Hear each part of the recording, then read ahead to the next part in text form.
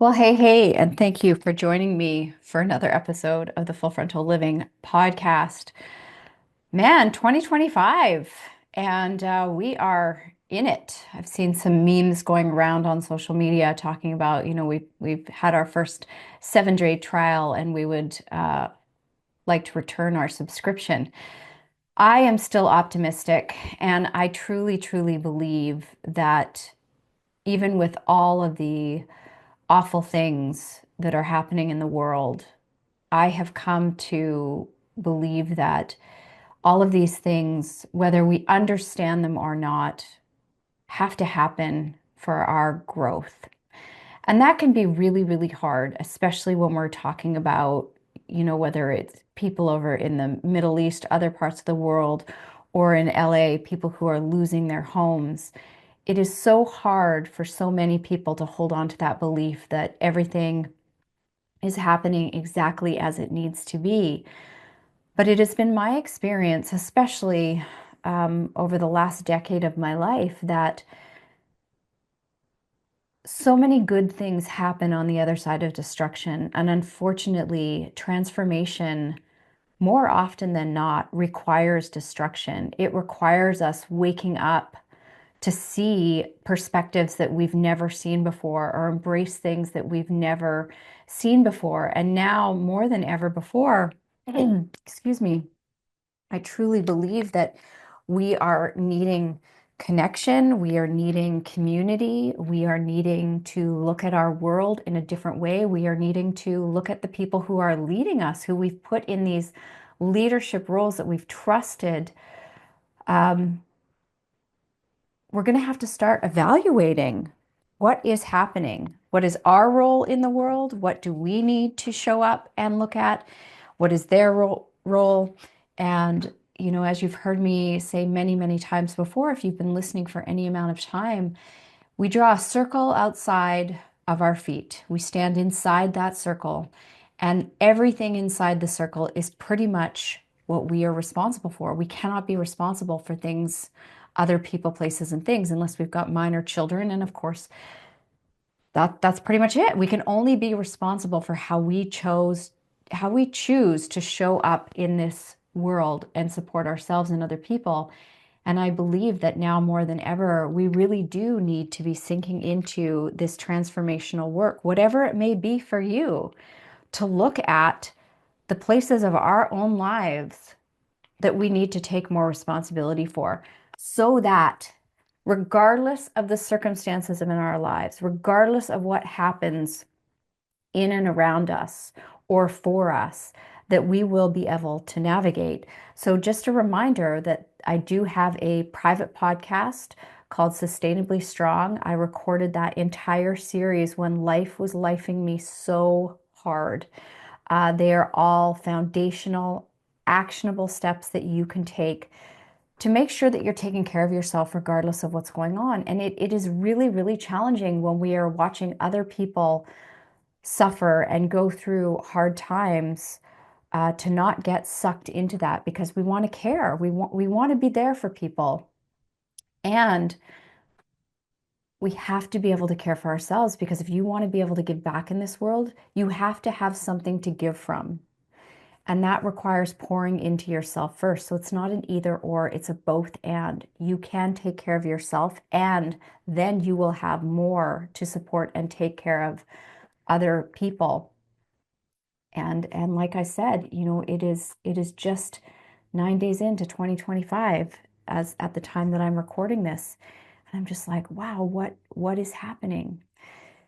I think it's also really important. This is going to be a relatively short episode, as well, that we can get into stories about, we're not doing enough, or we should do more, or we should be talking about this. And I know that I've had people imply to me that I should be saying more about different things in the world, whether it's, about what's going on in Gaza, whether it's what's going on in LA.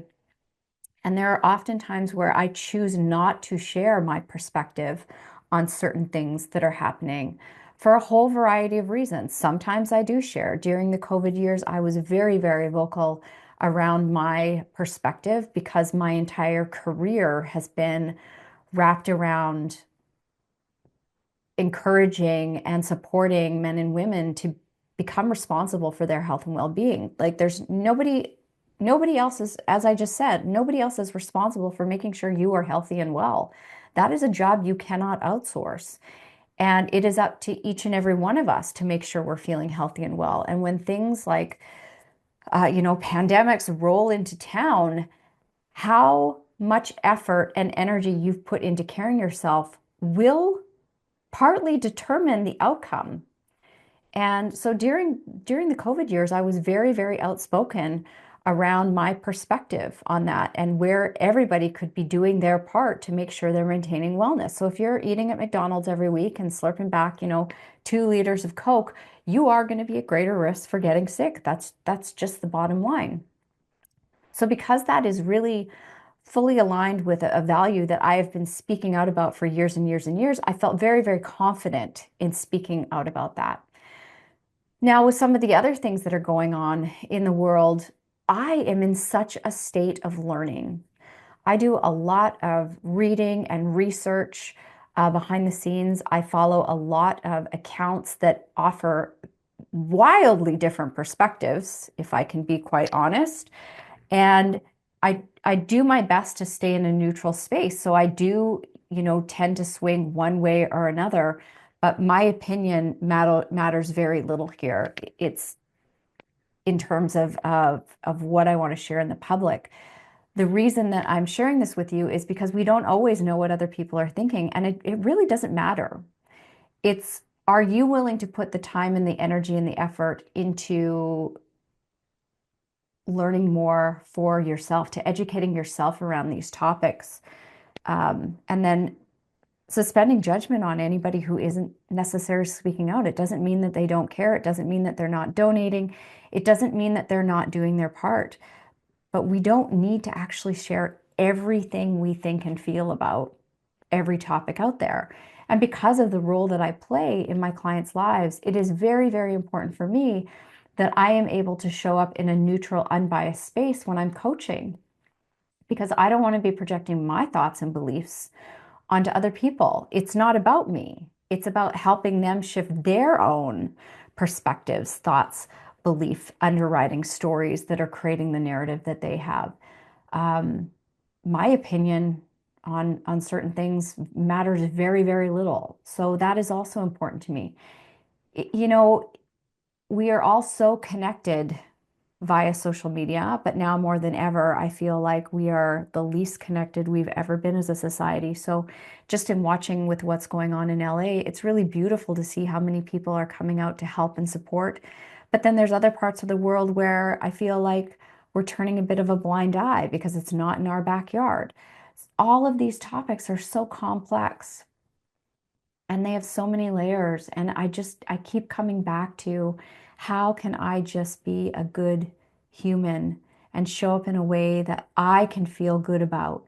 Not whether or not you're going to feel good about what I'm doing, because it's not about you, but can I show up in a way that I feel good about what I'm looking at, what I'm reading, how I'm educating myself, how I'm giving back, the impact that I want to make in the world? Because as somebody who is deeply empathetic, it is so easy for me to lose myself into my emotions and watching the amount of suffering in the world and go into this place of feeling absolutely helpless. And I'm sure many of you have experienced that before, where you just feel so helpless. Like, what can one little person in the world do? I often feel that way, and I have to come back to, even if I can only do what I feel is so small, it still matters. It's still important.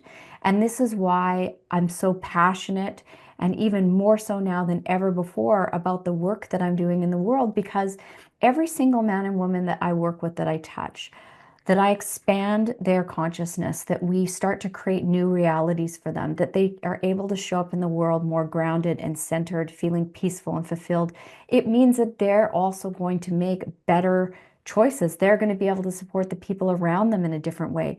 And that matters, because if we're all showing up like crazy chickens with our head cut off, running around being reactive to everything that happens in the world, we're not able to think through things clearly. We need to be grounded. We need to be solid in ourselves. We need to understand what our values are to help guide our decision-making process. So again, this is just a really short episode. I just kind of wanted to riff on how I was feeling and share that, you know, if you were also sitting back going, my God, there's just so much. How do I help? Where do we start? Global warming, all the things. It feels like all the things. We could be living in this place of gloom and doom. You know, my challenge to you is to ask yourself, but what is it that you need to support yourself in feeling better? What is it that you need to give yourself first so that you can be grounded and have your nervous system feel a little bit more regulated before you start reacting out there to everything that's going on in the world? If you feel like it's overwhelming and you can't do anything, do something. Decide how much, you know, if it's money, how much money you have every year that you want to put back out into the world. And you can choose wherever you want to give it to. You can give it to a family at Christmas. You can give it to multiple GoFundMe accounts. You can look for different organizations like Charity Water that support people throughout the world. You can look at different organizations that support different political things that are going on in the world, or different political parties if that's what you believe in. But there's always something you can do with your words, with your actions, with your energy.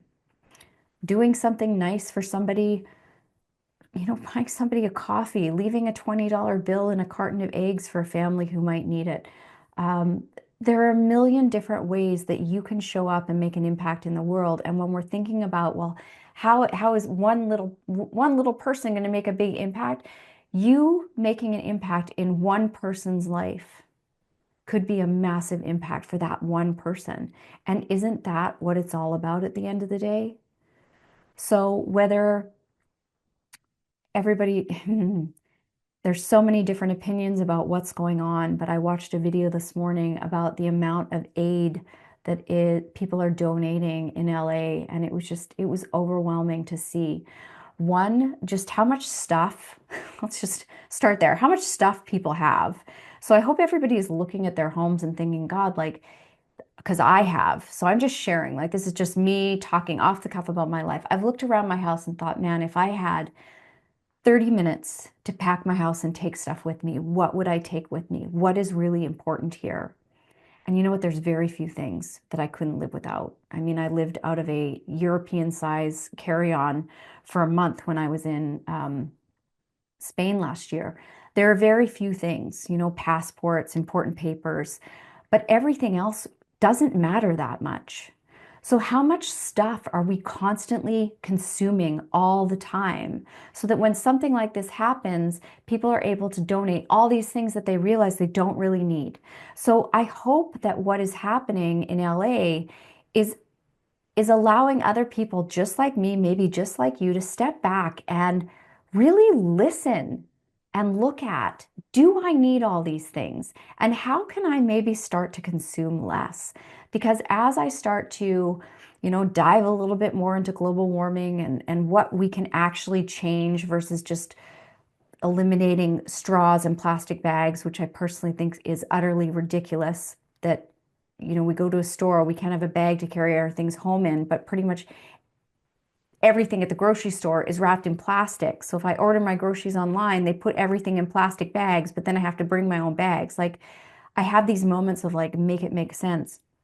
So I'm just starting to look at um, the things that I can do, the things that I can do to do my part. Because the politicians, as far as I'm concerned, are always going to be looking at the bottom line dollar. Industry is not interested in losing money, from my perspective. But we as the consumers, we play a role, because if we're constantly consuming things, manufacturers are going to keep producing them. So if you look at fast fashion as an example, I'm not really a big fashion shopper person, but man, these companies are pumping out tons and tons of clothing in a ridiculous way that we've never seen before. What does that impact on the earth? So again, just looking at what's going on in LA and realizing, like, do we really need as much stuff as we do, as we think we do? And how can we start to consume less? How can we start to make conscious choices? So I get, a lot of you are book lovers following me. I love my books too, but I put myself on a no books, no more books until I read the books that I have. I can buy digital books because that's not taking up space. It's not costing us trees or whatever it may be.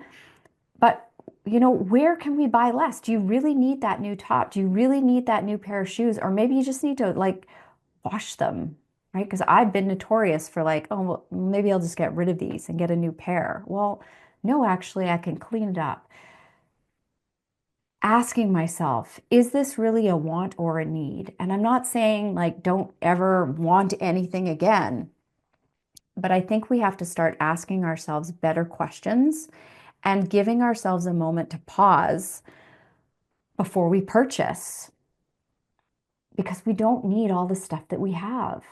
And I believe that stuff and buying stuff and consuming is just another thing we do to try and make ourselves feel the way we want to feel. It's no different than drugs, alcohol, sex, caretaking, people pleasing. Like we have all these strategies that we use to support ourselves trying to feel better. But it doesn't actually make us feel better. It just surrounds us with things and stuff that still end up feeling kind of empty and meaningless. So that's a little bit of my rant today on world events. Take it for what it's worth, take what's valuable in here, leave the rest. But just know if you've been wondering, like, oh, why isn't Lisa commenting on this thing or that thing? It's just not where I want to direct my attention. It's not where I want to direct my attention. And I think that we are all entitled to forming our opinions and making the choices that we want to make without it having to be a public endeavor. So I'm going to continue to talk about the things that matter to me, to my clients. I'm going to continue to have conversations like this, which again, it's kind of outside of what I normally speak about, but I thought it was important to just have a quick conversation about for you to reflect on. Ask yourself some different questions. What really matters in your life? What is most important? Are you spending the time on those things? Are you spending your dollars on those things? Because even as I continue to reflect on 2024, and I've got a few episodes coming out around that, it was never about the stuff for me. It was about the experiences and the people.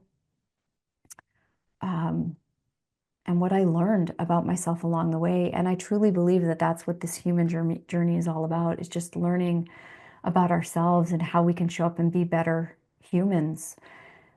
And in being better humans, I think that that's when we start to make better decisions around our planet, our relationships, our work, how we spend our time, where we're spending our energy. So I will leave it at that. I'm going to record another episode. I'm doing my first let's batch some episodes day. Feels a little bit uncomfortable, but I'm doing it. But I'm sending you so much love, and just know that regardless of what is happening in your world today, feel it. That if you're feeling sadness, grief, frustration, anger, overwhelm, helplessness, whatever it is you might be feeling based on what you're watching in the world, know that that is valid. If something has happened in your life that has taken you to your knees, understand, please, that what you are feeling is valid. This isn't about let's just get over it and move on. I truly believe that we have to walk into our pain to heal from our pain. It is all valid. And it's so important to also ground yourself in,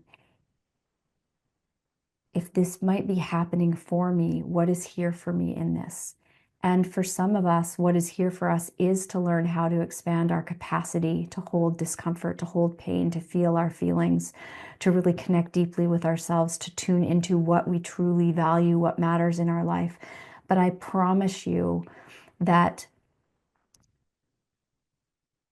we will all find our way to the other side.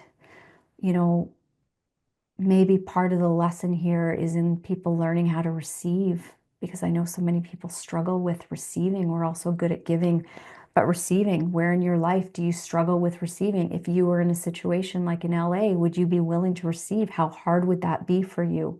Would you be able to put down your ego and allow yourself to receive? How much value have you given to giving, yet judgment you give to receiving when it's you in the receiving spot? So I truly believe, regardless of the circumstance, regardless of how awful they are, there's something for each of us to learn within that. And that's what takes you from being in this place of being a victim. Because listen, sometimes the things that happen to us do make us a victim, but we get to choose whether or not we want to grow in that victim story, or if we want to transmute that energy into becoming the victor. And you become the victor when you do step into what's possible for me from here. What can I learn? How can I grow? What might happen for me on the other side of this? What if this might eventually be the best thing that ever happened to me? And I'm not asking you to say that in the moment at all. Because having gone through some really big stuff myself, I was not able to look at what if this is the best thing that would have ever happened to me. I was not able. I was not able, nor was I interested in seeing that perspective at all. It's only now that I can see that I've got some distance. For anybody who's in something really big right now in your life, it truly is about taking care of yourself, getting your nervous system back online. When we are a victim of something in a moment, and like I said, that is true, it does, our body's ability to regulate itself goes offline. And this is why coming back to those foundational pieces around what do you need to do to care for yourself is so, so important, because getting your nervous system online and getting your prefrontal cortex back into like position, so to speak, is going to help you navigate things and shift your thinking around it. But we have to go through these different phases of healing. And we don't want to be gaslighting anybody who's going through something and telling them that, you know what, it'll work out for you. This is happening for you. Like somebody who is right in the middle of something, something is just tragic has happened to them. That is not the right time to place that. But saying like, wow, I understand this must be so hard for you. This must be so painful. I'm here for you. What can I do to support you? Is there anything that I can do to help? I'm here to listen. That is what is valuable. And the conversations around the bigger pieces can come later. But in the moment, sometimes we just need a hug and for somebody to say like, I've got you. So this is my effort to say, like, I've got you. So if you are struggling right now, if you are going through a really hard time, if you are challenged to find a perspective that supports you, send me an email, lisa@lisacarpenter.ca, or reach out on social media. Instagram is usually the best place. Send me a DM and let me know what you're going through.